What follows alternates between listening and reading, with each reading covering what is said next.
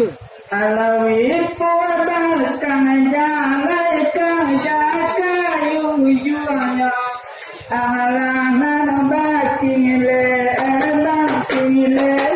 kali mata korban kanjala kayu juanya alangan batingile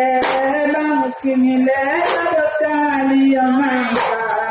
Panjago kau tidak yang wanda mendepi Angalayo kalang wanda jodoh rajo layung gelaya Ala ilang angalayo batengkang Angalayo kalawan rajo dayo layung gelaya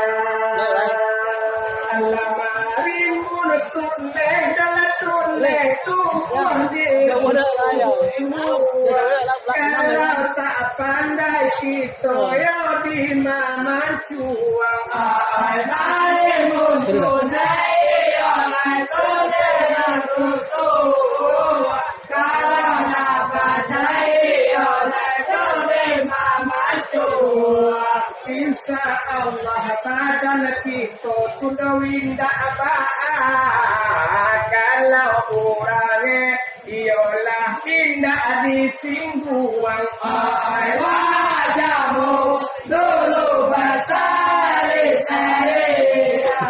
kalau orangnya ialah tidak disingguang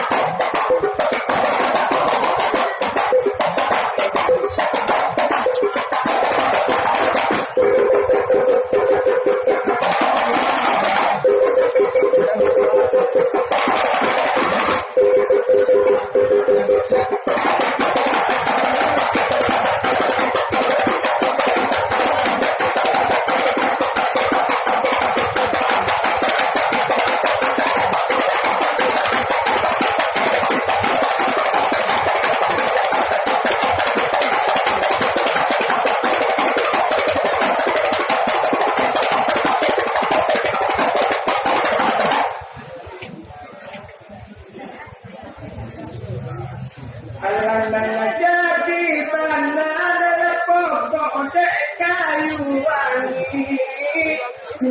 tadi malam ke kawan dua juta dan jadi bandar kayu wangi tadi malam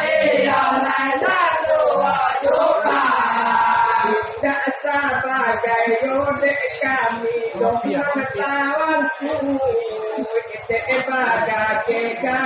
malam tuyo sampai datang wadamu dulu sari-sari tanah ke sampai datang sang bangun di bawah yang tambah sejarah Angalawa dosa ngene oleh kami yang manggilan Sabadun kami berkata bodoh sejarah Alaya dosa ngene kami tiada manggilan Nyato susah